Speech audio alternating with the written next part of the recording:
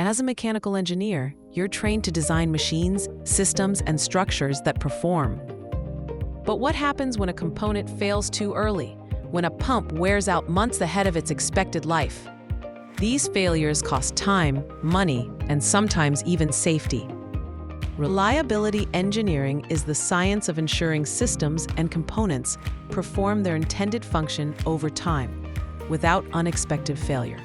It's about building systems that are not only efficient, but dependable. Whether you're working with gearboxes, piping systems, compressors, or turbines, your designs don't exist in a vacuum. If your part fails, the entire process can grind to a halt.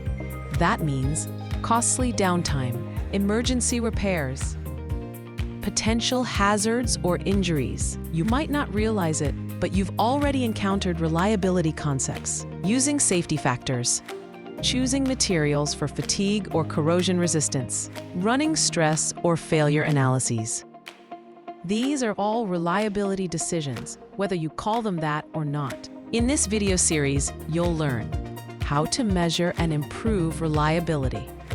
Tools like FMEA, MTBF, RCA, and Weibull. Real-world examples and case studies. No jargon, no fluff, just simple, practical reliability engineering for mechanical minds.